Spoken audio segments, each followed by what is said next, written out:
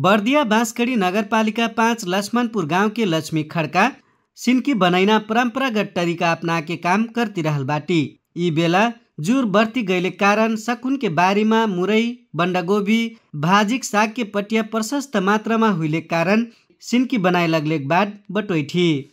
आज हजुरहरूलाई गुन्द्रुक कसरी बनाउँछन् भन्ने प्रक्रिया हजुरलाई भन्न चाहन्छु।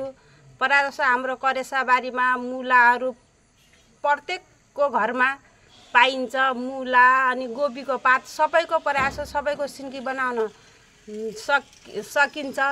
आज मैले मुला उखलेर मजाले धारामा पखालेर त्यसको उसको पातको हल्का हल्का मसिनो पात फालेर अनि त्यसलाई मसिनो गरी काटेर अनि लगभग 2-3 दिन सुकाउनुपर्छ।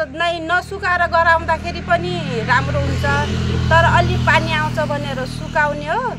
मैले 2-3 दिन सुकाउँदाखेरि पनि अलि डब्बा पुग्दैन कि भनेर फेरि 4-5 मुला काँचो धुएर उठिखेर बनाएको।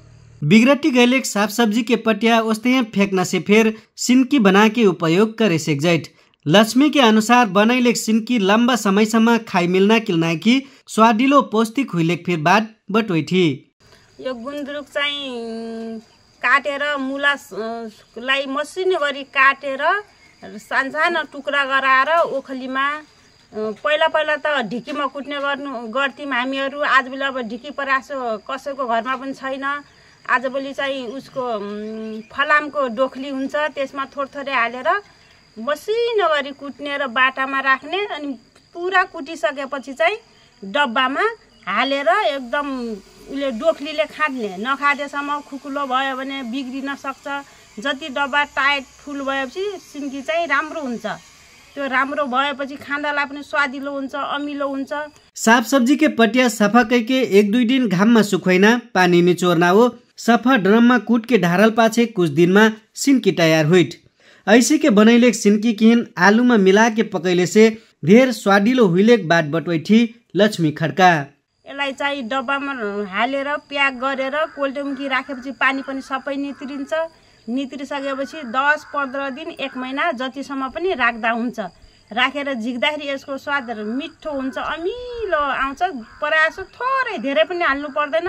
यतिकन हाल्दा पनि तरकारीमा चाहिँ आलुमा बढी स्वादिलो हुन्छ।